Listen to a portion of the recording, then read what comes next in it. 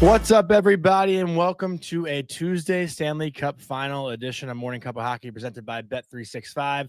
That's Colby Cohen finishing up his double espresso, which means we are in store for a fun show today. I'm Johnny Lazarus, and we got two great guests coming on. We got first-time guest, friend of mine, soon-to-be friend of Colby's possibly, Brandon Montour of the Seattle Kraken, former Florida Panther. Your friend?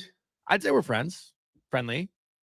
Probably not friends. Definitely not friends, actually. No, Definitely. I want to ask him that question because connect your mic, first of all, and second of all, I take it back.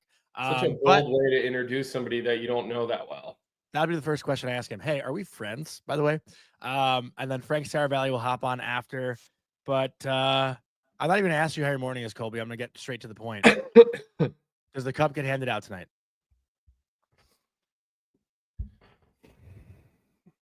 Unfortunately, for my prediction, I think the cup does get handed out tonight. I just think the way last game went, the goaltending conversation that is ongoing. You know, I rode the Oilers in this series. You had the Panthers in 6, so your prediction's looking alive and well right now. I do think that we see the big silver trophy handed out tonight. I do think so. I have a couple thoughts because, obviously I'm thinking back to the playoff runs for both teams, how they got here, what this could look like tonight. Obviously, the first place my brain goes to is Game 6, Toronto and Florida. The Leafs get the shit kicked out of them on home ice by the Panthers. They come to Florida, back against the wall. They have to win to force a Game 7 at home. The Leafs find a way to do it. So there, I think, well, the Oilers are a better team than the Leafs. So the Oilers can certainly bounce back just as good as the Maple Leafs can after a Game 5 at home. That was a disaster. So leading into that, my brain then flips to Florida.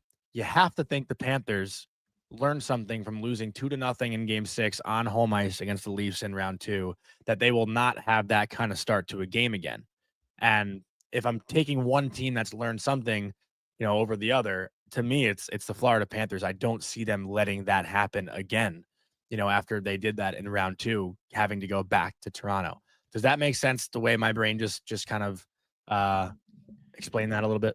Listen, it's hard to end a team season, Johnny. We hear every coach in the National Hockey League get up at the end of a series of a press conference and even if you're up 3-1 in a series, it's hard to get that fourth win. The parity in the National Hockey League, especially at this juncture, you've got the two best teams in the league that we've seen be fairly even for 2 straight years now in these series. Obviously, this year's looked different than last year, but look, I think both teams have learned enough lessons that I think you're going to get the best from both tonight. I really do. I think that when your back's against the wall, like, what is human nature, right? Most people's human nature would be you're going to fight your way out of it, right? I'm not sure if that's how you operate or feel, but that's how I operate and feel. Yes, that's how I operate. Yep. Okay. I just wasn't sure, I didn't want to put any words in your mouth or anything, but I'm worried. I'm worried that Florida has that gene of being able to close something out in a big moment. And I think the thing that's bothered me the last couple of games has been McDavid's inability to create. And I know he scored a goal last game, and I'm not taking that away from him. Yeah, but it's the Chris Paul hits a 3-pointer to cut the deficit to 37. Yeah, that was the goal. Yeah, listen, I think that unless McDavid can just really take the game over, which he hasn't done. And so we'll see, but I do think you asked me a question. I'm going to go against my prediction of Oilers in 7. And I do believe that it will end tonight. So which by the way, bothers me because I want to see Game 7. Yeah, obviously. I want to get to Game 7. I want to have games to talk about for the rest of this week. But that's just what my gut is telling me. I don't know if there's a single hockey fan outside of someone that roots for the Florida Panthers that wouldn't want to see a Game 7. But they might even want to see a Game 7. People love Game 7. The Panther fans love Game 7. The Panther fans would not want to see a Game 7. You don't think they'd want to see him win on home ice in a Game 7? What? Oh, they are on home ice today. Yeah, what the hell are you talking about? Yeah, jeez. Yeah. You want to let this one slip away? Yeah, I think. Listen, I think hockey fans want to see Game 7. Most Florida fans will want it closed out, but I bet you there's some Florida fans that'll be okay with seeing a Game 7. But it's also look, ratings are down. By the way, Vic, I see a recording error on my screen. I don't know if that's something that you have to worry about or if you need to push another button. But you see what you just said, Colby? Yeah, right. He just kicked me right off the oil. But listen, I'm not jumping off the bandwagon, but Johnny's asking me a question and I'm giving him my honest opinion. Like I'm not gonna, I'm not gonna lie. It's not in my DNA to not tell you exactly how I feel about something, and that's how I feel. All right, so now I have another question for you. If the Oilers are to win this game, I'm sure everyone's going to be saying today is like a Conor McDavid legacy game, right? That's what we're going to hear probably all day. I'm not on that train today. I'm not either, by the way. I think there's no legacy game when you can't win a cup. The game that everybody will remember is if he gets them to a Game 7 and then they win the cup. Like that's not, to me, that's why tonight is not a legacy game for him. Is this solely on the goaltending tonight? I mean, listen, I don't think solely on the goaltending, but you need to have a goaltender come in and give you a 925 or better. Florida's going to score goals. You got to stay out of the box. You can't give this power play opportunity or either power play opportunity. But, it's the goaltender needs to do. There cannot be any soft goals. There just can't, especially for Edmonton. I think if Bob let in a soft goal early in the game tonight, I don't think anybody blinks, right? I think he's earned the right to let a soft goal in. But yeah, Edmonton's goaltending needs to come up big tonight. They just do. There can't be that here we go again, even though, the first couple of goals are not on Pickard last game. They're not, but still, you've got to come up with some big saves tonight. You just have to, Let me ask you this question too, as a defenseman, Colby, because I listened to Spit and Chicklets yesterday, and I meant to mention this yesterday because Henrik Lundqvist talked about it on the post-game show on Saturday night. But one thing they mentioned about Calvin Pickard was that Calvin isn't as good as stopping the puck on a rim and playing the puck. That was something that the Florida Panthers truly exploited in Game 5. Skinner, so much better at coming out of his net, stopping the puck around the rim and making a play. Like for you as a defenseman, can you kind of talk about going back to retrieve a puck when your goalie comes out and stops a rim versus not against a team like the Florida Panthers that is that heavy on the forecheck and how effective they can be if a goalie can't do that? Well, start with the way the Florida Panthers seal the walls. How many times do their defensemen pre-pinch, which means they're on their toes anticipating coming down the wall because they're so disciplined with their third forechecker. And they always are there to back you up. And when they don't, they rely on their goaltender who always comes up with the timely save. But I think it's a little bit self-explanatory. Like you love a goaltender who can get out there and make a first pass because then as a defenseman, you're not necessarily having to go to the back of the net every time, right? You're not having to go to the end wall every single time. You can wait. You can get a little breakout pass from your goaltender. He starts your breakout. It makes a forechecker choose. Does he want to forecheck the goalie? Because if he does, right, that means there's somebody open somewhere. Okay. Because, you only have 5 skaters and then a goaltender. So if you're taking the goaltender, who's going to be, even if you cheat down on the defenseman, that means the low winger might be open. The center coming through the middle might be open. So, I think that it's a huge difference. You always want a goaltender who gets out and stops the puck and who can play the puck.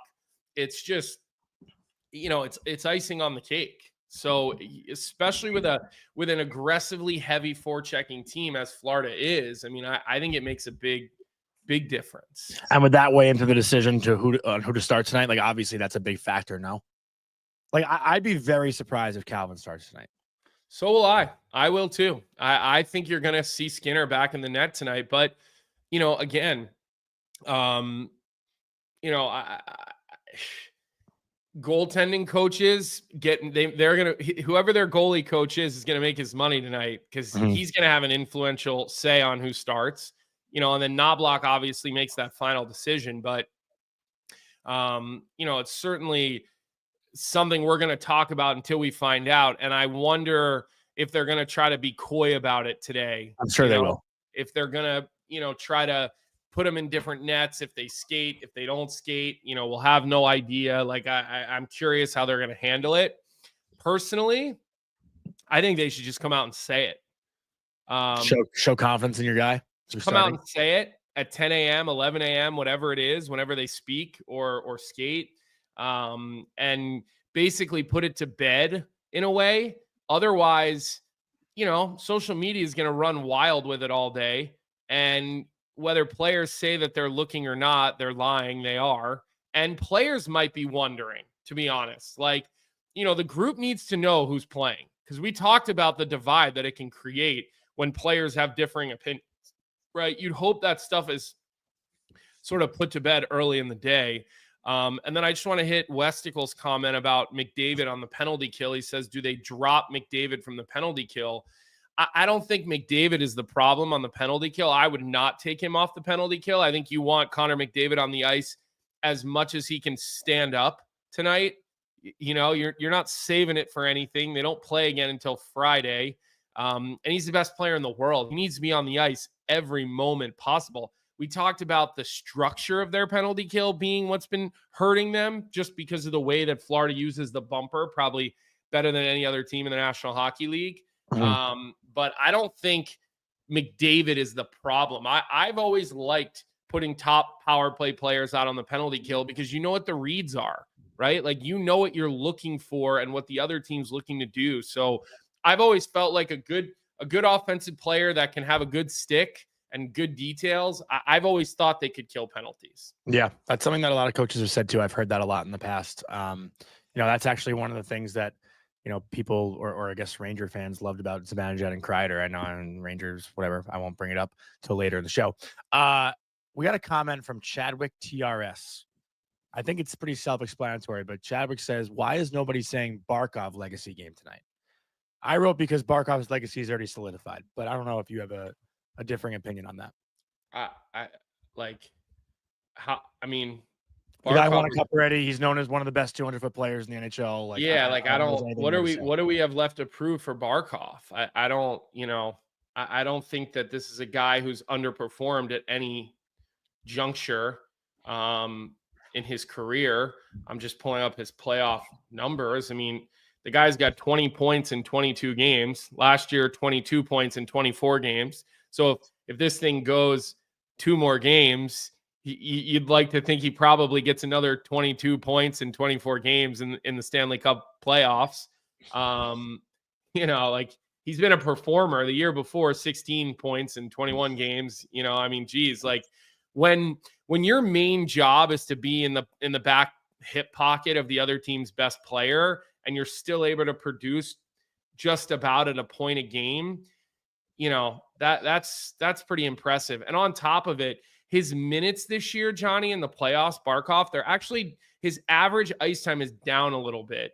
And that's because of that third line, or the balance of their 3 lines, right? You don't have to only have Barkov on the ice. You can have Marshy's line on the ice. You can have that second line out on the ice basically at any time. So I don't look at it as I don't know what Barkov has left to prove. The guy continues to win awards, individually, team awards, yeah.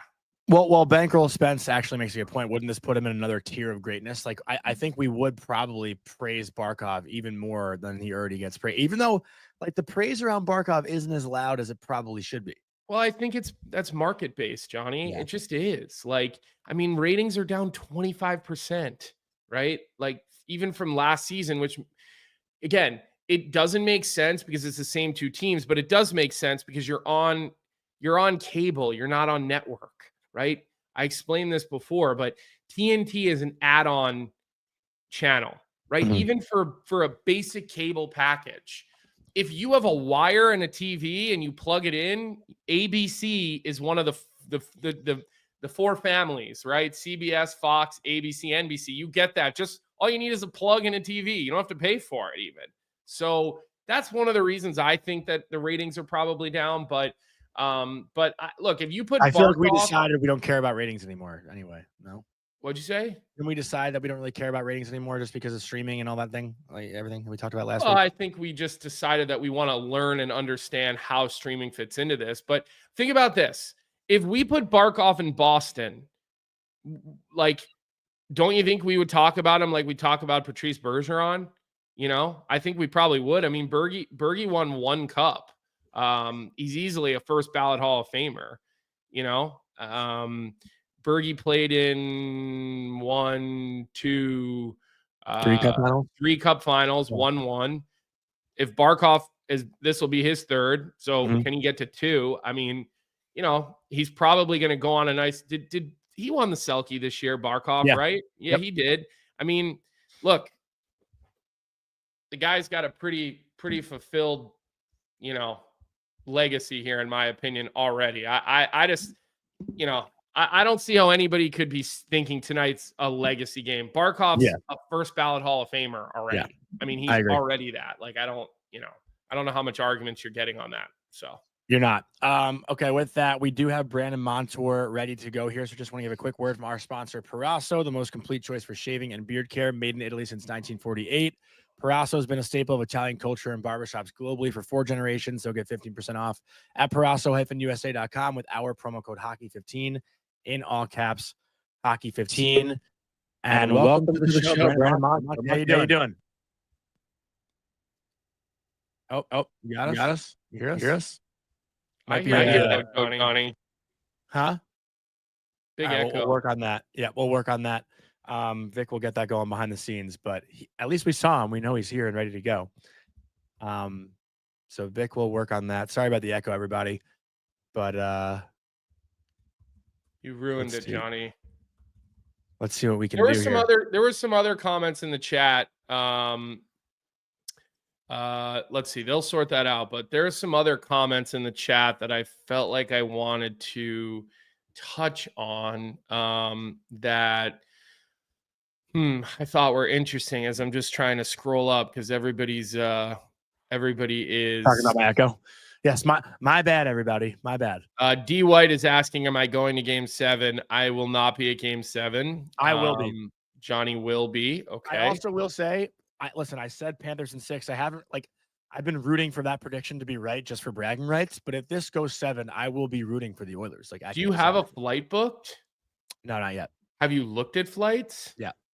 Gotcha. So are you going in a professional manner or a It's a mix of the two. And are they going to be able to get you a press pass so you can actually go into the game? I don't want a press pass. I'm going to get a ticket to the game. Oh wow, you're going to buy a ticket? Yeah, I'm going to be a full Oilers fan for the day of game 7. Even though you've been the biggest Oilers hater the entire playoffs. I'm going to go to the team store. I'm going to buy a Calvin Pickard jersey, and I will be outside the arena all day, having fun, partying, and enjoying game 7. And I will be capturing it all on the phone. Got it. Logging it. So D White made a comment in here that said, if the Oilers can score first and the goalie can stop the first 10 shots, they will win. What do you think of that comment, Johnny? Are you buying that comment? I mean, that's just like saying if they have a great start, they could win. Like, no shit, obviously. Yeah, but I don't think the Florida Panthers are a team. I don't think either of these teams is concerned playing from behind. Like, I think both of these teams always think they're going to win. Right? Is Brandon? Do we have Brandon back? We have Monty back. What's up, morning, guys? Monty, how you doing? Good, man. I like those jerseys behind you there. I was looking. Yeah. Well, I was actually saying before, one semester, right? And not even. I need confirmation, Monty, because I did call us friends, and Colby challenged that. And honestly, after I said it, I was like, maybe we're not really friends, but we're definitely friendly. So I'm gonna put you on the spot here. Tell Colby to get out here. All right. He goes, my friend Brandon Montour. I said, would he consider you to be his friend as well? Like, is this? But let me just bring you right into this conversation that we're having. One of the people in our chat is talking about the start for the Florida Panthers, and something I've kind of said time and time again on this show, and obviously this team very, very well. Both of these teams, in my opinion, at all points of the game, think that they can win. Down 3-1, down 4-1, up to it. Just doesn't matter for these two teams. And I know in the locker room, every team, no matter what the score is, you come in and someone says, we're still in this. We just need to get the next one. You hear it in every locker room, but you don't always all believe it. But with these teams, I feel like they actually think that they can win at all times, which is why I think you see these comebacks constantly. Am I blowing that out of proportion, or do you think that is something, especially in that Florida locker room, one that you spent a lot of time in? Yeah, no, I think you just look at the end. Both teams are there for a reason. They know how, each other play. They know how, for their own team's sake, the recipe, for them to be good, their success. So I think you get a little away from that throughout games. The momentum swings, the series is kind of crazy, like you were saying. Florida up 3. They lose 4-3 overtime. So a little bit of everything. But I think, my experience in the Florida locker room, no matter if they're up 3-0 and they get down, and it's tied 3-3, that could really, change the locker room or change the, the game. But that locker room's so even keel. It's 3-0, 4-0. Either way, they're going to go right to the end, as you've been seeing this, this whole time. Monty, speaking of that too, can you just kind of walk us through, Nickname. when you get traded? What? I said, wow, nicknames already. Yeah, it's moving really fast. Can you walk us through day one, Paul Maurice training camp in 2022, 23 versus where the team kind of ended, in that 21-22 season, and maybe the flip of that switch, because you did get there the year prior to the President's Trophy, right? I think you were traded from Buffalo in 2021. Yeah, I know. My first year, I don't even know now. It's been gone, so it's been a long time. But I was a part of that President's Trophy. I was there before that. We lost to Tampa in 6. Was my first year. It was the first round. That was a battle. And then the next year, I believe, was the President's Trophy. Mm-hmm. Q got let go. Brunette came in, and I think Mo was the next year, right? Yeah. So I mean, Mo, again, you make a big trade. A couple players from our team. Maddie comes in. That's a big change. Mo comes in and completely kind of changed the systems. We just snuck in that season, but again, you got to realize that we did. We were the best team in the league, standing wise, the following year. So we had the talent. It was just about turning around, changing the culture, changing the kind of into a playoff mentality. Close games, 2-1 games, 1-0, 3-2 games. You have to win those low scoring games in order, to win in the playoffs. And I think we learned that, that season. And then, that was just kind of whirlwind of ups and downs. And then obviously, what changed in the playoffs, and, look where they're at now. Everyone says that though too. I feel like with the changing of the mentality and whatnot, but it really feels. I was in your guys' locker room, last year, hanging around you, Cousins and Lombard. The three of you guys obviously were so much fun to be around. I'm sure that group right now is missing the three of you. Even though they're one win away from the cup, but it seems like no matter the moment, no matter the game, your confidence, your swagger never altered, never changed. And that's not something that I think is common around the NHL. Where does that come from? And I think that was a big thing of why our team was so good and why they are still so good. I think it's, again, it obviously starts, and it shows on the ice, but off the ice, how close of a group we were since, when I first got there. Bill makes big moves from Duclair to myself to Bennett to Reinhart, obviously adding Lomby.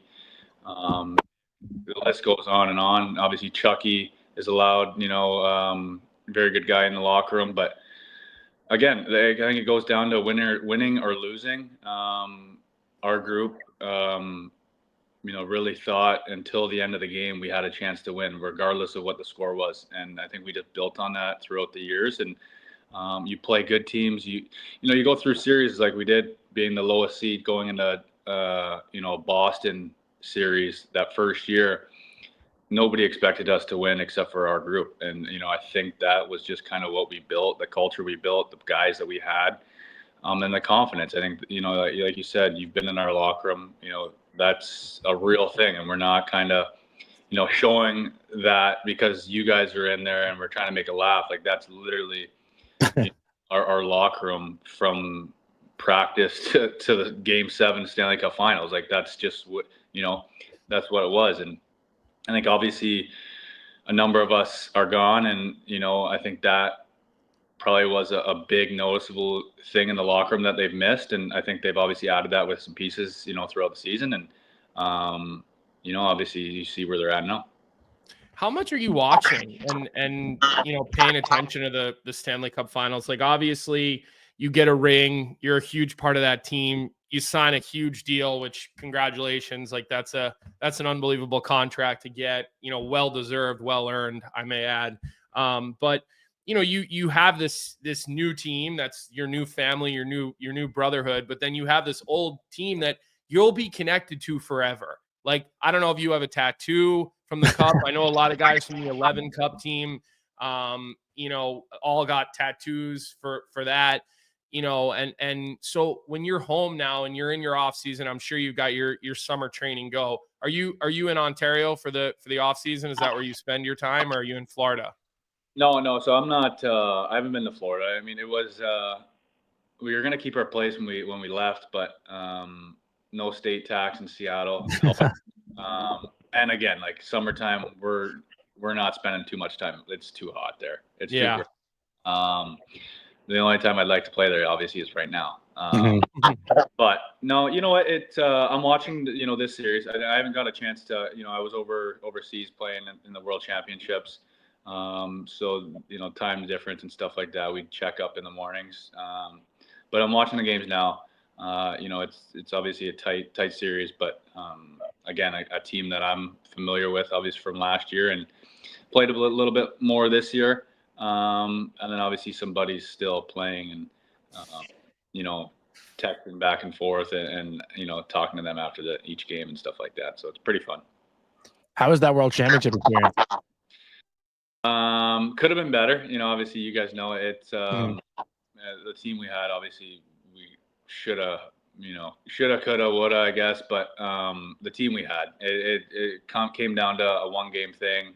Obviously we might have took them a little lightly. They scored 2 late goals late in the game, and that's all she wrote. But cool experience to play with some, high-end level players that, I haven't had a chance to play with, personally. And, saw them off the ice, saw what they did, met them as guys, and then have a chance, like I said, to play with them was pretty cool. So you made a comment, and our chat is clinging on to it because it's been a debate, and everybody's talked about it, from Biz and the guys on TV to, when you're picking free agent destination, and obviously this is a personal question, you could tell me piss off and you're not responding, and that's totally fine and fair. But did you look at your free agent situation and say, I only want to play somewhere with no state tax? And I'll preface it by saying this, like, I have defended Bill.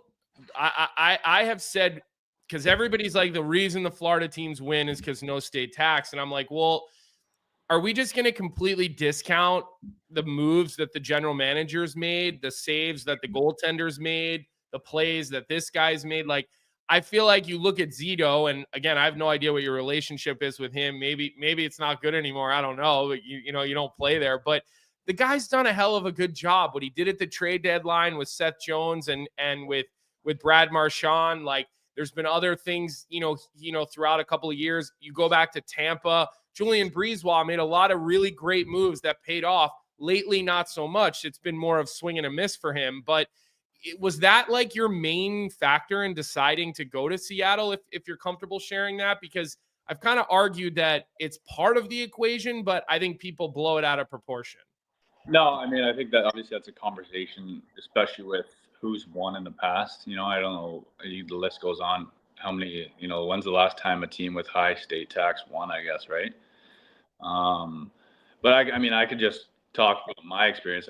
Bill brought us all in as trades. There's how many teams that were able to trade for me, we're able to trade for Reinhart, we're able to trade for Bennett. The list goes on. So, yes, we re-signed in Florida. Those guys, obviously, Sam signs back.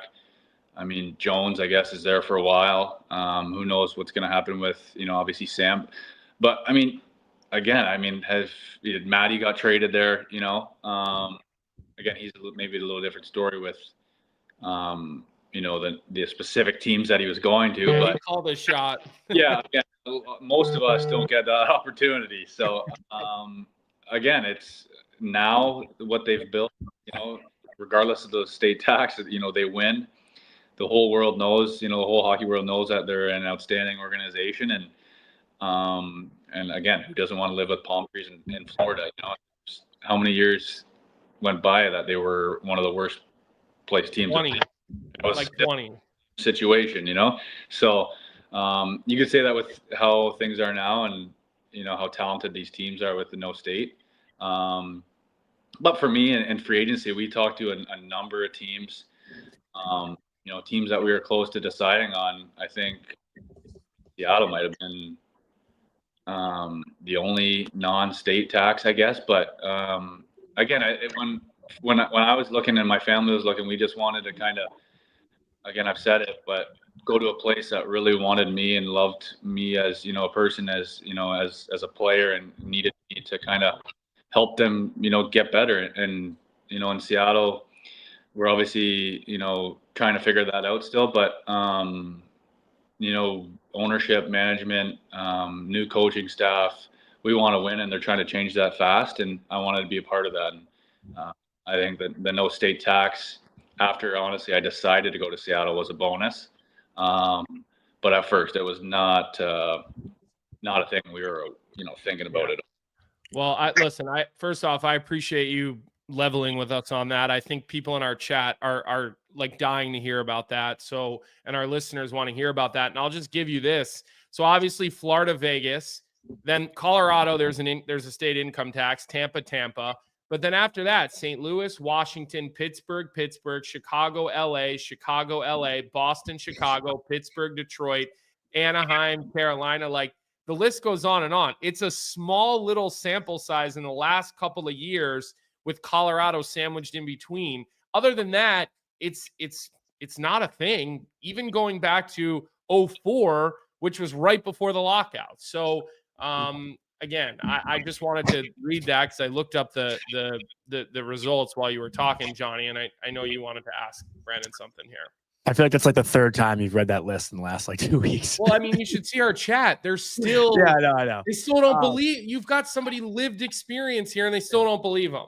Yeah, no, it's a big thing for us players. Like I said, it's a bonus when the no state is a part of it. But when you see, especially in Florida, and especially teams that I've been, like Seattle this year, like everyone's coming in saying, "Oh, how was it? I heard how good of a group you had."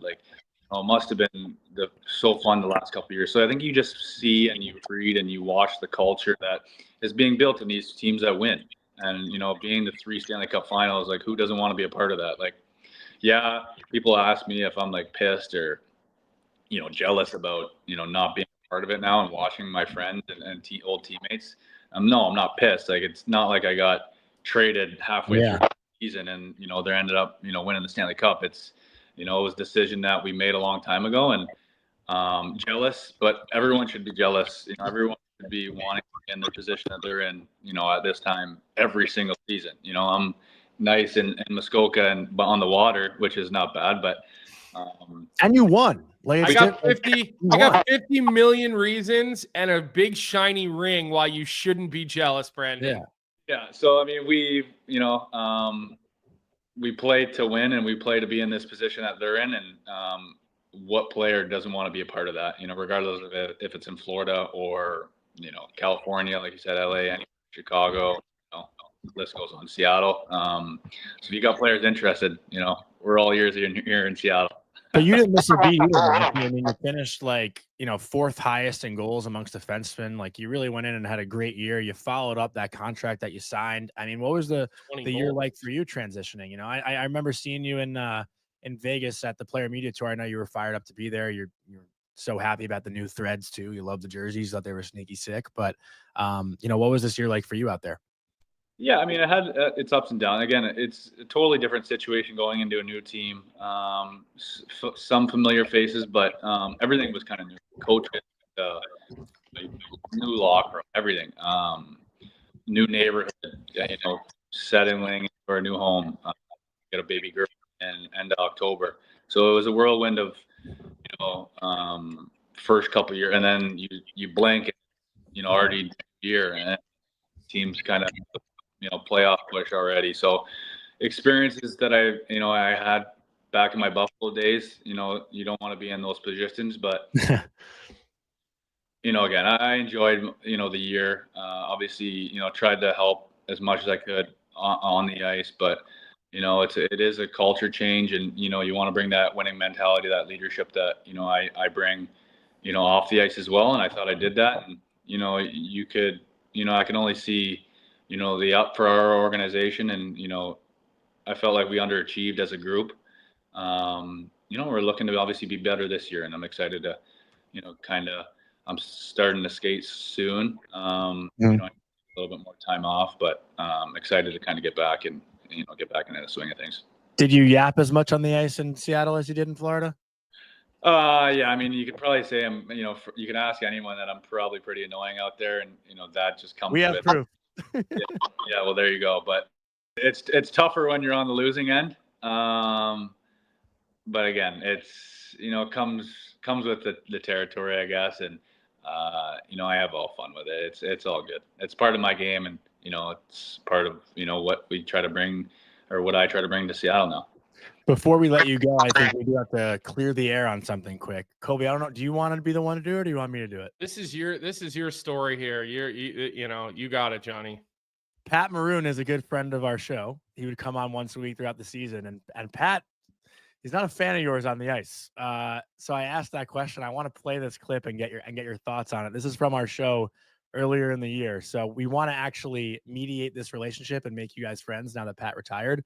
But here's what Pat had to say earlier in the year. We've had some history and together, and he's like one of the guys I truly hate. I'm sure I'll love him if he was my teammate, but I truly hate him.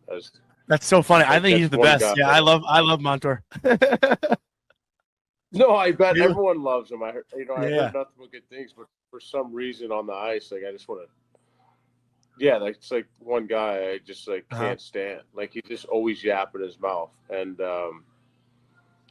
I'm sure I'd like him away from the rink if I played on his team. I'm sure I loved him as a teammate. He's a hell of a player, but for some reason, me and him go at it, and that's one of the guys that I hate. What do you make of that? Well, I mean, I don't think I'd be. That's a compliment, I think. Yeah, I mean, I think I'm doing my job, I guess. That's what I'm trying to do, and that's what he's trying to do. I think it's again, I probably wouldn't use the word hate. I don't don't know the guy, so it's not one. I leave it on the ice, and it is what it is. I think it's just that's one guy that I've played enough, in our careers that.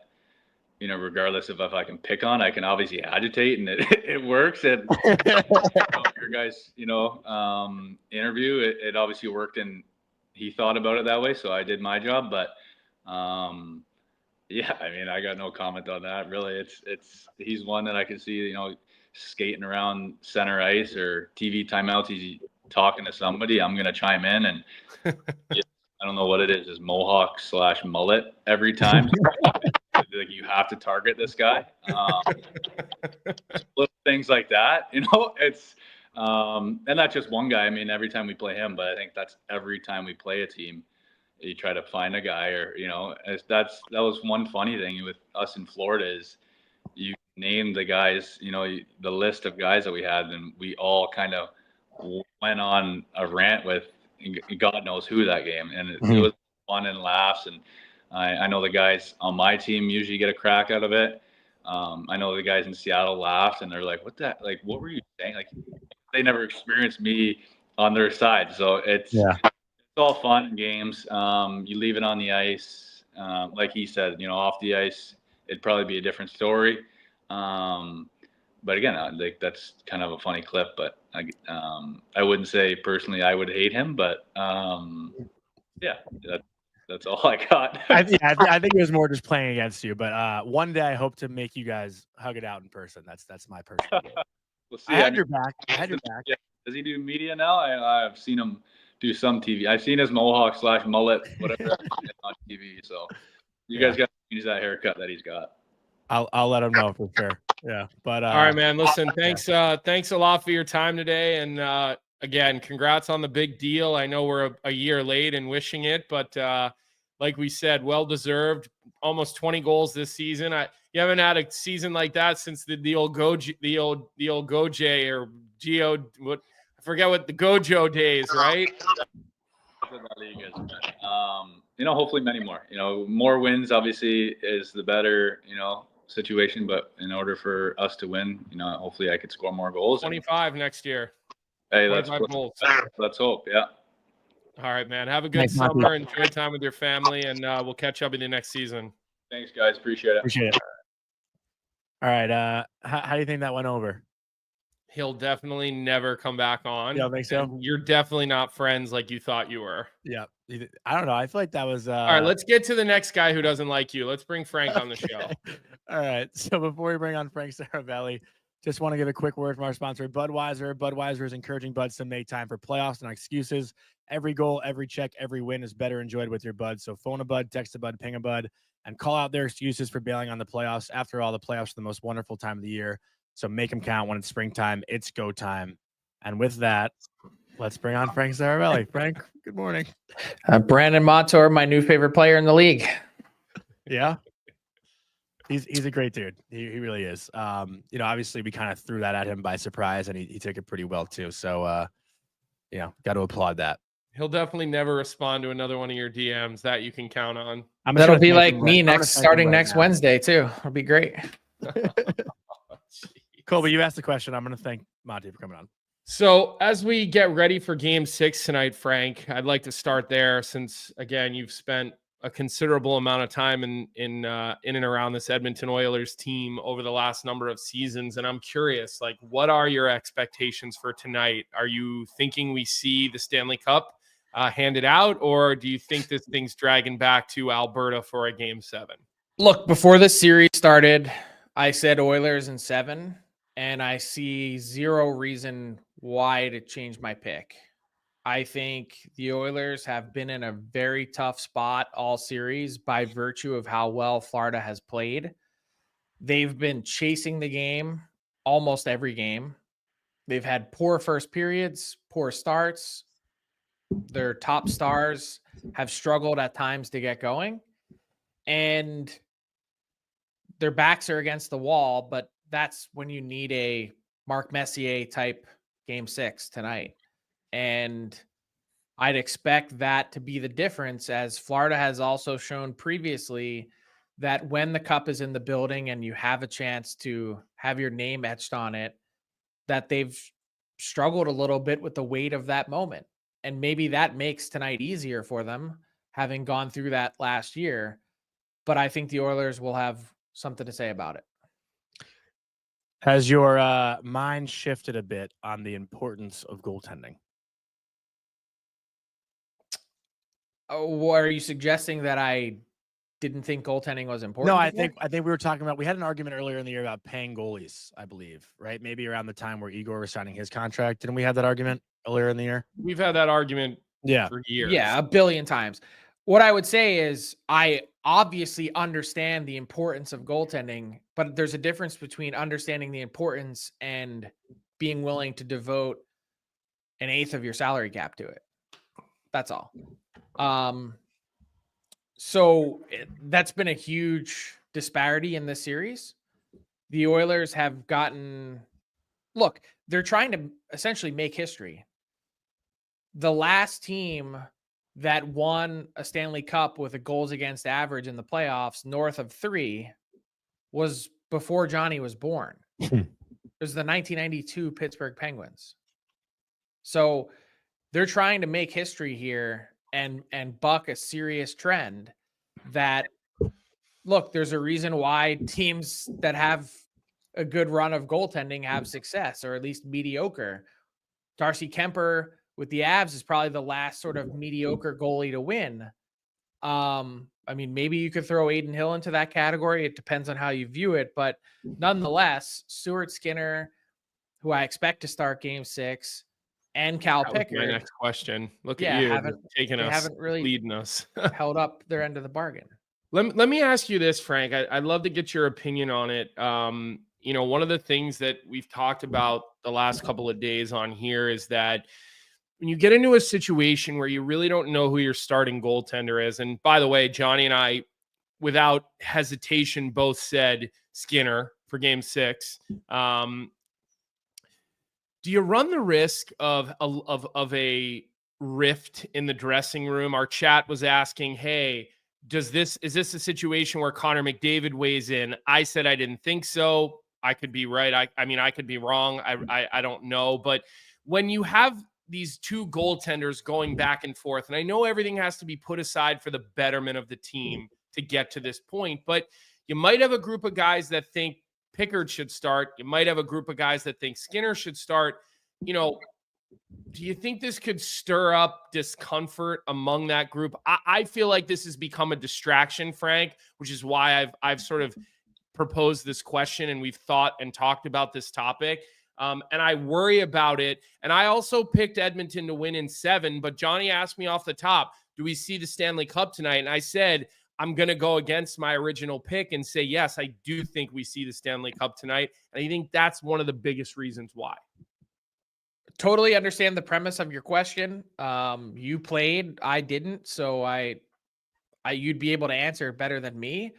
But judging based on how the Oilers have responded to both, I think their team is a little more frantic when Skinner is in net. I think they're a little bit more calm body language wise when Pickard is in net. I think the chances for and against would indicate that they're a little bit more calm with Pickard. But that said, this is a fact of life. And the Oilers are far from the first team to try and win a Stanley Cup using both goalies. Not necessarily by design. I mean, they went into the playoffs thinking that Skinner would be the guy all the way through. Pickard went and reeled off 6 straight wins and then got hurt. And Skinner was back in and played really well for a big stretch. The Pittsburgh Penguins, with Marc-Andre Fleury and Matt Murray, exactly split the wins almost in both years that they won the Cup back-to-back. So, look, it's happened before. I don't think it's a huge distraction because I think if you listen to how glowingly they speak about both these guys, they're both really well liked. So I think that part makes it a lot easier. Do you think there's going to be, we were talking about it before too, Colby, I don't know if you said this in your previous question, but any gamesmanship? You think Knobloch won't announce a starter today and then we'll see who leads the team out for warm-up? If that counts as gamesmanship, sure. I feel like that's something, right? No. Look, I think everyone can see that Stuart Skinner's starting tonight. Yeah. I don't care what he says. That's why I said you just announce it and get it over with so people aren't talking about it for the rest of the day, and we'll see what happens. Listen, there's no tactical advantage one way or the other. And and I'm sure the Panthers are happy no matter who's in net because they think both are gettable. Mike Grinnell with a hammer coming into the chat right now.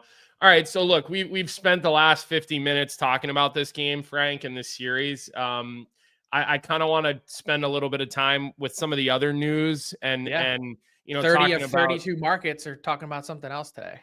Talking about all these other things that are going on, and I kind of wanted to start with Jonathan Taves, and kind of get the latest on what you're hearing about Taves, and then kind of.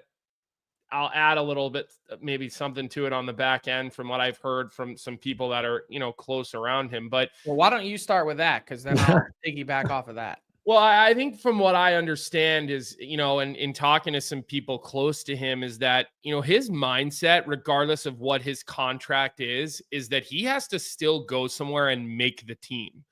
This is not a guy who's taking it for granted because he's Jonathan Taves, right? And I think he has a lot of belief in himself that he can, but he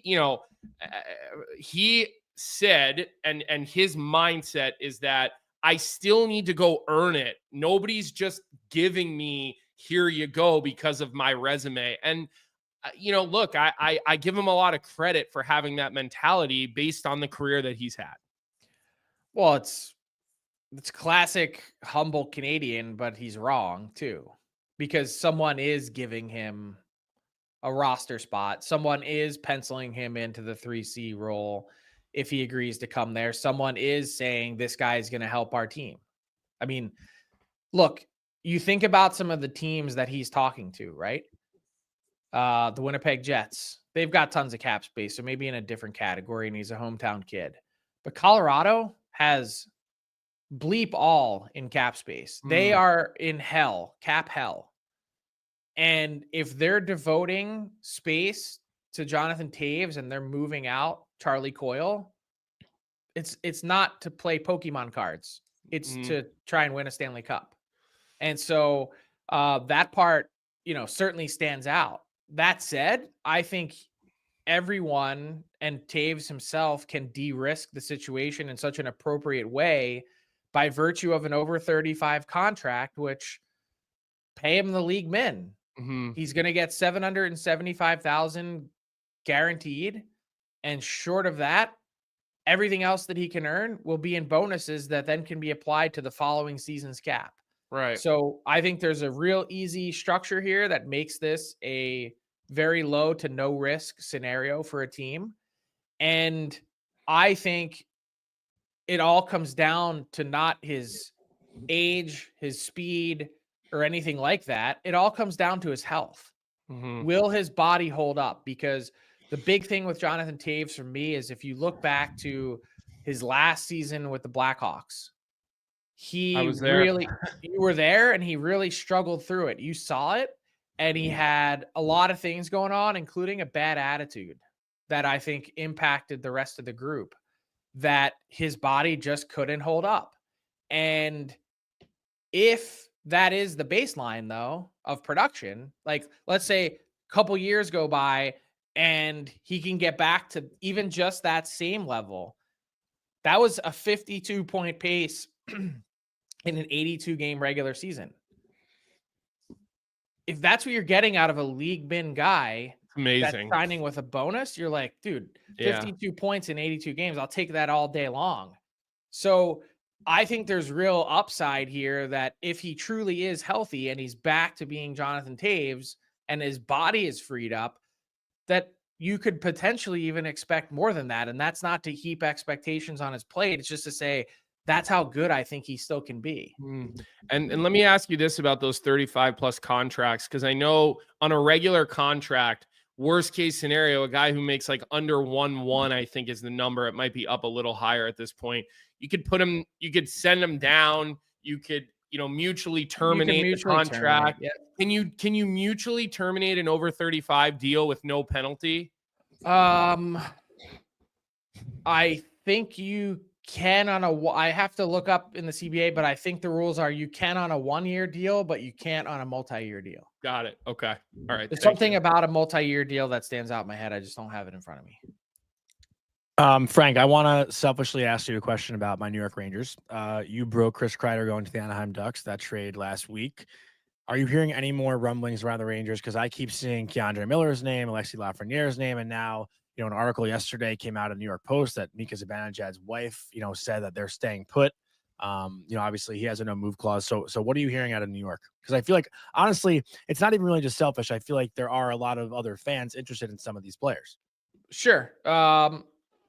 And they are one of the biggest teams in the league, so never hurts. It's okay to talk about the New York Rangers. I feel you don't guilty, have to apologize every time you do it. It's like doing obnoxious. Yeah. Stop worrying. So Mika Zibanejad, I haven't heard his name out there, to be honest. I think that contract is a very difficult one to move. And I think he's made it really clear that he doesn't have any interest in moving anyway.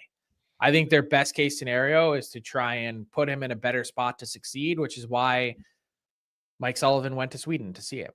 Yeah. Alexis Lafreniere, I also similarly have not heard his name. The Rangers placed a huge bet on his game this season, and so far in 1 year, it hasn't paid off, but there's still lots of time. But there's more than smoke. There's absolute fire when it comes to K'Andre Miller, that they are looking to reshape their defense core. My understanding is, going back to his days in Pittsburgh, that even before he got to New York, and by the way, K'Andre Miller was on my trade targets board last year at the deadline. So it's not as if he, just came out of the clear blue sky. But my understanding was that Mike Sullivan in Pittsburgh wasn't a huge fan of K'Andre Miller's game. So I think that probably further enforces or supports the idea that Miller's going to be on the move, or likely to be on the move, because you have to pay him. As a restricted free agent, it's put up or shut up time. You're either giving this guy a contract or you're not. And when you look at this team's inability to defend around Igor Shesterkin, that's the biggest thing to me that's prevented them from being an authentic Stanley Cup contender. They don't defend well enough. And I'm not singling him out as the guy. I'm just saying they're in a position where they need to reinvent that. Trouba gone, Lindgren gone. Now is K'Andre Miller the next? So you've got Fox and Schneider, and who? That's the question. Who? So me, the person who gets no names right ever. So I'm not actually chirping you here, but first off, isn't his name K'Andre Miller, not K'Andre? And wasn't Sean Avery? Because now I always call him K'Andre too, because I feel like I always see Sean Avery's clip. He calls him K'Andre. Absolutely assassinating this guy on every single shift. And Sean Avery calls him K'Andre, and he really pronunciates it. And I'm laughing. There's a K, and then there's an apostrophe, and then there's Andre. So K'Andre. I said, I'm in no position to challenge the way anybody says anyone's name, because nobody is worse than me. But that's why I'm laughing, by the way, that and the text that I'm getting from our friend. What is it, Johnny? What's the appropriate? It's K'Andre, but I don't think it's that big of a deal. Really nice guy, by the way. K'Andre. Wait. Am I getting it wrong, or am I getting it right? You're getting it wrong, I think. But it's kind of like Pamna, that. That's what we're talking about. Yeah, I mean, listen, if it's K'Andre, then spell it Keywandre. Then we can all get it right. I'm surprised to hear though that Mike Sullivan wasn't a fan of his game, because I thought K'Andre Miller, the last time the Pittsburgh Penguins were in the playoffs, it was that series in 2022 against the Rangers. I don't want to put words in his mouth. Yeah, and just to be totally clear, that was one of the rumblings, was that back in Pittsburgh that he was not a huge fan. Yeah. Well, and you bring David Quinn in there to New York, who is good at working with defensemen, has those connections to USA Hockey. I'm sure he's had Miller somewhere along the line, as he has most guys. So, but will he have him again? I don't think he's making it to camp. Yeah, no, I'm just saying. I'm just merely putting that out there. Let me ask you. I think there's enough teams that are out there that are lacking defensemen who can skate like Miller, see the upside, and see a guy that's so efficient that could be so much more, that someone's willing to take a chance. Yeah. So let me ask you about some of the older players that are going to be UFAs this year, Frank. And the reason I bring that up is, you look at the impact that Corey Perry's had on the playoffs this year. I think Johnny, I think you sent me a chart of the success that players over the age of 30 are having in the playoffs this year. Was that you? I definitely did not. That was probably Brant. Okay. Brant sent that to us. Yeah. So not me. Guys like Corey Perry, Jamie Benn, Pacioretty, Kane, Marshy. It was Vic. Oh, it was Vic. Okay. Let's start with Patrick Kane, because he's obviously a name that everybody wonders about. Is he sitting here waiting to see what Steve Yzerman does, to see if that team is going to be an actual contender with the moves that they make? Or is he looking to get to July 1 and have his fourth? I guess this would be his fourth team now. Look, the Kane situation is a bit of a mystery because I don't think anyone was expecting him to go back to Detroit last year. And then at the 11th hour, he re-signed. And that part was a bit surprising. Maybe he's waiting to see what Jonathan Taves does. Just throwing that out there. I don't think those guys are Batman and Robin like everybody thinks that they are. No, I agree, but like Chicago days, FYI. But if they're both re-signing for cheap, maybe they go somewhere together. I don't know. I'm just maybe to Anaheim. I agree with you. That would be the only place I could see them going together, to Anaheim, because they both love playing for Joel Quenneville. I mean, that is one thing that they agree on. No one has mentioned Jonathan Taves and the Ducks. Yeah, I've seen that. Grinelli was one of the big people I saw pushing that online. Okay, I haven't. I mean, I haven't seen that anywhere. Otherwise, that seems like a fit that makes sense. Yeah, I mean, the term is obviously going to be key for the Ducks because I think what they really want to avoid is becoming a spot where Killorn, Kreider. That's an old team really quickly. Yeah, exactly. Like and then like you're in a spot where you're like, well, what exactly are the Ducks? Like how do they get over the hump with the core that they really actually want to build around? Mm-hmm. So you were asking about some of the other older players. Kane, I mean, relative mystery. Pacioretty, I think, has had some back and forth with Toronto on returning, which would make a lot of sense. I think he liked it there. I think he found some success when he was healthy. I also think there was some definite wear on Pacioretty. I think he really missed his family. So that's always hard. There's a lot of guys that have been playing away from their wife and kids. Brad Marchand has been like that since the trade from Boston. It is not easy to go that long. And Pacioretty did it all season. I think he was trying to get back to Michigan every opportunity that he could to see his family. So anyone else that you asked about? Jamie Benn's another name. He's out there. Will he resign? And then I think he will. I think Ben is on track to, I don't know what the number is going to be. I don't know how Jim Nill's going to wedge it in. But I think Jim Nill has been pretty clear, and I think Jamie Benn's been pretty clear that he wants to remain with the Stars. Yeah, and then like the last name, Corey Perry has guaranteed himself more years in the National Hockey League by the way that he's played. So the question will be, does he value money or winning? And no, he values winning. Winning, probably, right? Yeah, he's $100 million career earnings player. Playing for the love of the game. He's loved it in Edmonton.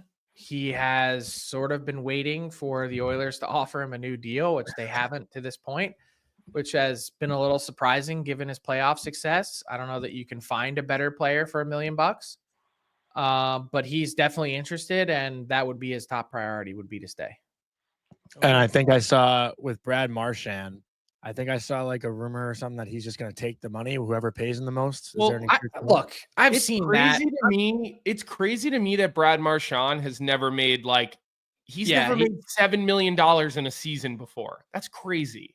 His career earnings lag way behind players who are likely Hall of Famers like himself. I mean, that's the easiest way to say it. Yeah. Part of it is because he didn't really become a superstar level player until like age 27, 28. And then the first deal that he got, he signed long-term, and it was for security, which obviously his family's locked that up, and he's going to have a great life, and his kids are going to have a great life. That said, though, these are the last few years that Brad Marchand's going to have to make hay. And so I don't think I've seen the reporting, and I'm not shitting on it, but what I'm saying is it's within reason. He's not going, hey, San Jose or Chicago, like whatever it is, like I'm coming there. It's like, can I find a blend of both term and dollars, or the most total dollars that I can get my hands on, plus a situation where at the very least, there's a reasonable chance that we can have success and be a playoff team. Those are the things that he's looking for. Plus, again, as I mentioned, a blend. There's got to be some lifestyle component to it, because whatever it is, he's likely having to move his family and a whole bunch of other things going on that I don't know that enough people truly consider the human side of the game, especially when you're talking about players that are this old. And one of his daughters she's not 2 or 3. She's got to be at least a young teenager by now, honestly. You know what I mean? That's hard. That's the most difficult time to move people around. Yeah. So he has made 72 million, by the way. So you could probably do okay with 72 million, but it's not 100. Like Corey Perry had 93 by the time he was bought out by the Ducks 8 years ago. Yeah, I hope somebody gives him $8 million a year, and like I mean, look, the guy's body is being held together by glue and bandages, so I don't know. Yeah, it is. Because he had those 3 off-season surgeries, and I thought that probably fixed him up a bit. It does, but you also, listen, you get your hip done, you get your sports hernias done, and all of a sudden scar tissue builds up over the next year, and like this stuff compacts. It really does. Like you had some of those hernia surgeries, didn't you? I had 2 of them actually, and I had 2 hip surgeries. So these things compound on you, and it's incredible how good he is. I mean, what's the common thread that ties Marchand and Perry together? Hockey intelligence and will. They do. That's fair. They both are in the right spot constantly, and it's not just because they're smart. It's also because they're willing to take a beating and want to be there. Yeah. Well, and Marshy still has a speed burster too. Like he can. How many breakaways has he had? He can still at least 4 breakaway goals, I think, right? Johnny, are we doing Ninja Crispy with Frank today so he can tell you you're an idiot, or what? I mean, we can. It's not my take that we're. All right, let's let Frank go here. Let's respect his time and let him go, Frank. Will we have one more, Frank, or no? I serve at the pleasure of Johnny Lazarus. By the way, your haircut looks good. Story this morning. You don't want to report it? Haircut looks good, Frank. Oh, thanks. Yeah. I was having trouble sleeping last night for whatever reason. I'm like usually the best sleeper. I can sleep anywhere. I couldn't fall asleep till like 3 o'clock last night. I like literally just rolled out of bed. Are you going to the shore this weekend? I am not. No. Do you have hockey with the little guy? Trying to take over my house? No. I was hoping to see you down there. I was thinking we could do a little Stephen Cookies dinner one night, but I'll just have to do it without you. Well, only if you're paying. Frank, is your iMessage working? Happy to pay. Is my iMessage working? Yeah, but I don't. So I got your message and I don't know what it means though. Oh, you can just read it out loud if you want. It says, this is from Johnny, 8:25 this morning. I dropped the L bomb this morning. If you'd like to do the honors and break the news on the show to Colby, but what's the L bomb? I'll let Colby explain. Oh, you told her you loved her? Oh my God. Didn't you just meet her like 3 weeks ago? Already, Johnny? Oh my! I thought that'd be a good scoop for Frank to break when he got on here. God. Frank, when Johnny is sending you that type of stuff, like I'm pretty sure you agreed with him on our show last week. This week he's trying to get you to break news about his love life. I don't know, Frank. What's next? Are you gonna tell us that you're gonna be celebrating Father's Day next year? The gods are speaking to you, Frank, right now. The gods are speaking to you. Christ. Frank, go enjoy the rest of a sane day after this, this type of thing coming from Johnny. Look at him, he's blushing. My mind is blown. I had no idea. Like, what is he telling us? He's a loser? The L bomb? Like what? Oh, we already knew that. Yeah. Well, thanks, Frank. Appreciate it. Yeah. The real question will be if she responds to you now for the rest. Did she say thank you or did she say it back? Oh, here comes G. Yeah, obviously she said it back. Are you sure? I'm going to have to fact check that. You can text her right now. Okay, I'll fact check because I could see her, Frank, being one of those that says, "Oh, thank you." She does this. Bye, Frank. Yeah, Frank. I thought that'd be good if he came on and said that, but God, is your iMessage working? You're so pathetic. Oh God. But doesn't her dad listen? Myself, right? Doesn't her dad listen to the show now? He has listened to. I haven't even met him, and he listens to the show. Imagine that's your first impression of me listening to this show, hearing me talk about Alexi Lafreniere. Oh God, pretty funny. All right, let's move on. Said that. Should we do the crispy hot take? You want to get into it? We shall. Okay. Time now for the Crispy Hot Take presented by the Ninja Crispy 4-in-1 Portable Glass Air Fryer. Meet the first of its kind. The Ninja Crispy Portable Cooking System. The power of a full-sized air fryer in the palm of your hand. So you can cook big or small batches. Just prep it, crisp it, serve it, and store it all in one. It's an all-in-one system that includes a 4-quart, 6-cup Tupperware glass container and 2 storage lids. The Ninja Crispy is thermal shock resistant and can go from frozen to crispy in minutes. With the Crispy Power Pod, you get the power of a full-size air fryer in the palm of your hands. The 4-quart container fits 4 pounds of chicken or veggies. You can cook a personal-sized meal in 7 minutes in the 6-cup Tupperware or in the 6-cup container, with Max Crisp Bake, air fry, and re-crisp. With the Ninja Crispy, you can prep, cook, and store anything from crispy favorites to one-dish meals. Visit their website in the link in the description or check out ninja.ca. And today's Ninja Crispy Hot Take, this is actually courtesy of Overdrive on TSN Radio in Toronto. Here's the quote yesterday that came out on this show. When it comes to contract and term, I would rather have Mika Zibanejad over Sam Bennett on the Maple Leafs. And that is in reference to what Sam Bennett's next contract will look like if he were to sign with the Toronto Maple Leafs. One of the more wild takes. Can I tell you why that makes sense? Why?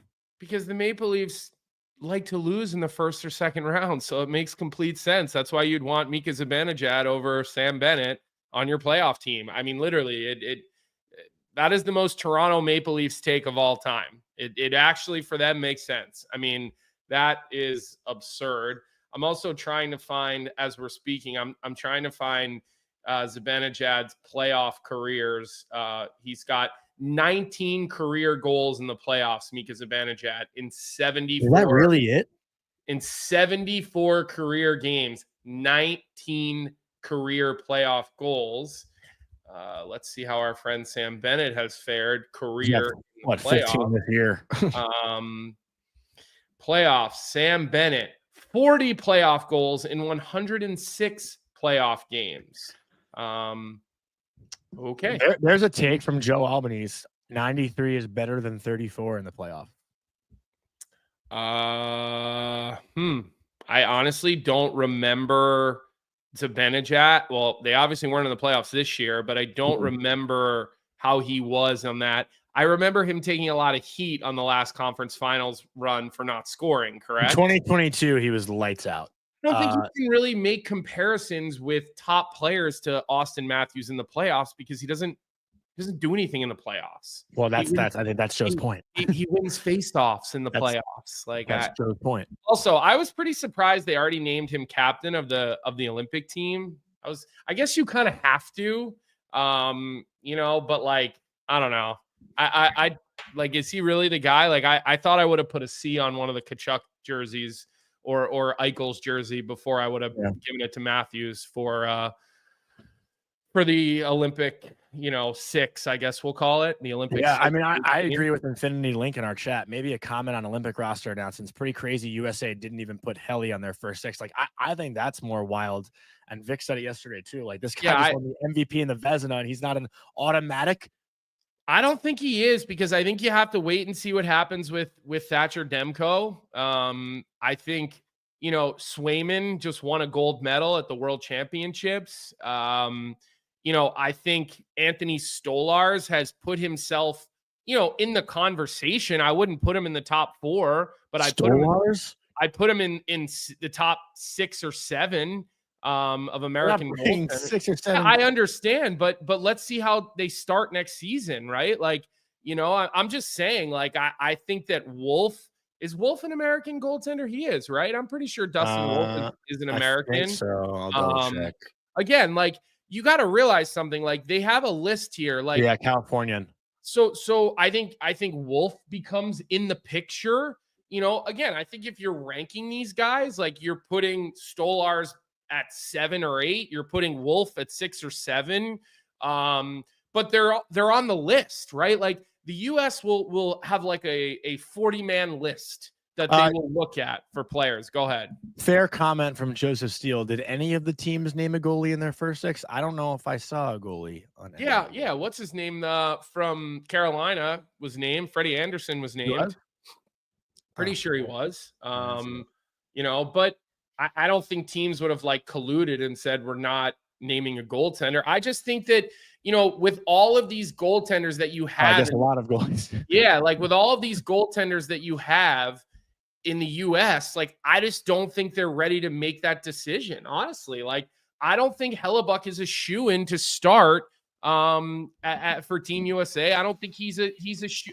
Do I think he makes the team? I do, but I don't think he's a shoo-in. It's similar to the Adam Fox conversation. Didn't have a great Four Nations. Yeah, but that's way different than Bill the Guerin, MVP and the Vezina winning trophy. But you're a couple seasons removed from a Norris Trophy for Adam Fox. It's like, it's like not 3 or 4 years already. I just said a couple of seasons removed. I'm just this saying, guy like, just won the MVP. Yeah, and then he just didn't have another good playoff. And you got to look at Four Nations. You got to look at the Olympics. These are higher pressure cooker situations. Listen, the depth of goaltending in America is why I think Bill Guerin doesn't want to tie his or hitch himself to any wagon in particular, because he's going to have great options. And I still think if Thatcher Demko is healthy, he is the best goaltender in the United States. I think if he's healthy, he's the best one. I think his ceiling's the biggest. If he's healthy is a massive comment away. Like, that is a massive if. But he, to me, is the best one.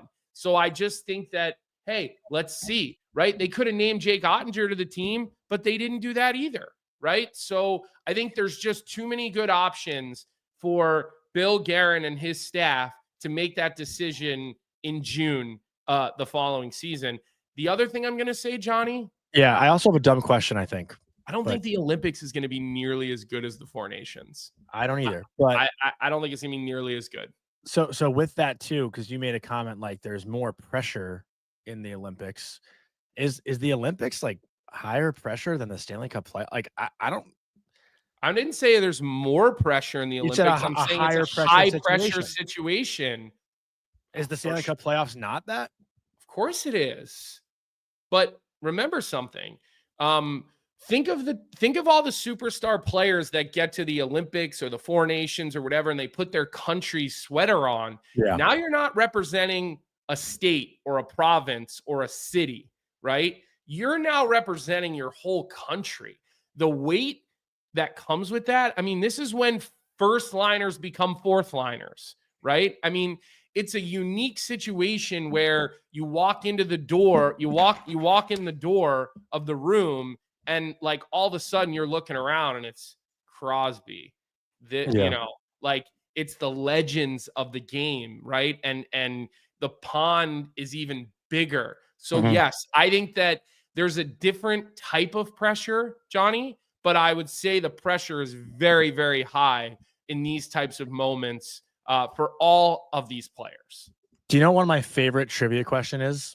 Did I say that right? Trivia questions is, by the way. I will ask you it. It's not easy. Not a lot of people get it, but you might be able to because you were playing in that time. Can you, and I don't want anyone in the chat to, don't look it up in the chat. You can answer it, but don't look it up. Do you know who the captain of the 2010 USA Olympic hockey team was? Wasn't it Ryan Callahan? No. It's such a good trivia question because it's so low key. 2010 Olympic. Ian Gallagher got it, but don't look in the chat. In Vancouver. Yeah, I don't know. It was Jamie Langenbrunner. It's like one of my favorite trivia questions. Like I've asked a lot of people that, maybe only one person has gotten it. Ian Gallagher did get it though just now in the first try. Don't know if he looked it up or not, but if he didn't, credit to him, because that's a and Vic said Parise, but Parise was 2014, so good guess, Parise. But yeah, Jamie Langenbrunner, captain of 2010. Like I didn't remember that. Like I was asked that question, and I was like, I thought it was like Ryan Kessler, honestly. Yeah. First thought, but that's a good trivia. I remember I was playing in the American League at that time in Providence because we were all huddled around cell phones on the bus watching that game. And so I can remember that actually pretty well. That was a great Olympics, obviously, being in Canada, right? I've said this about World Juniors. Like, you want, when USA and Canada play against each other, like, you want it to be in Canada, you want it to be in the United States. Like, I think that's what made Four Nations so special, is just because of the environments in those two places. What will the environment be like for hockey in Italy? We don't know. It'll probably be okay. Well, it was in Italy in 2006, wasn't it? Torino. It was not. That was not 2006, I don't think. Torino.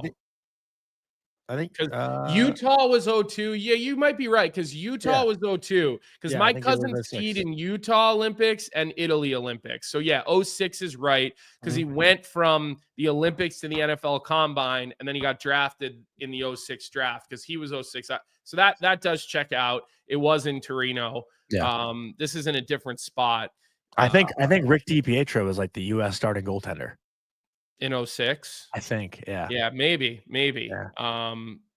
So yeah, listen, those were the Hellebuck thing. I'm just back to it. I'm not that surprised. I'm really not. I just think there's too many good guys that you want to kind of wait and see who's playing really well. If Hellebuck won at Four Nations and had a massive playoff run this year, I think he gets named. Yeah, I think it's like, it's his job no matter what, but I think because of the way they lost, and I think because of the way he's played, I do believe that Bill Guerin made the right decision, and I'm sure it was a staff decision. I mean, I think Bill Guerin's is a collaborative guy, but I think that was a staff decision. And I don't think MYR Marine not being one of the first six is not that big of a deal. There's still a whole roster to be named, but my cousin, by the way, Velcro, you're asking who's Colby's cousin? Jeremy Bloom. He was a skier and a football player, and that's who I'm talking about. But go ahead, Johnny. Sorry. No, I was just gonna say, like, it's not that big of a deal to not be named in the first six, but you'd think the guy who just won MVP and won the Vezina would be named in the top six. Like it doesn't get more obvious. Who would you have taken out? So who is it? It was Brady, Eichel, Matthew, Quinn Hughes, McAvoy, and who was the other one? Both Kachucks. Was it both Kachucks? It was both Kachucks. So who are you taking off that? Those are all locks to play on the team. Yeah. Honestly, yes, Joe Albany's probably Matthews. The brother of Molly Bloom. Also, we're all first cousins. Yeah. I'd say probably Matthews, the guy they named captain. Well, I mean, because he's the captain, he's on there. But like, I don't know. That's just my opinion right now. Just like recency bias and Four Nations bias. I don't think it would be McAvoy. McAvoy was, I thought, the best defenseman before he got hurt. Yeah. Outside, yeah. I mean, Slavin obviously became the best defenseman, but McAvoy got injured in that tournament. Like, I thought McAvoy was one of the best defensemen, in that USA versus Canada game, that Saturday night game. Yeah. Well, and I think maybe what we'll do, depending on what happens tonight, maybe we can revisit this topic later this week, next week, where we can go through those rosters, US and Canada in particular, and we can say, like, who do we think that played in Four Nations won't make the Olympic team? Because there are some guys, like we were talking about Adam Fox yesterday. Like, we were getting into the Adam Fox thing. Yeah. Like, I don't think Adam Fox comment too, though. Team, right? Like, I think you have too many. Who are the guys I was floating yesterday? Some guys that I thought would make the team. Yeah. You know who the locks are, right? Like, Quinn Hughes, McAvoy, Werenski.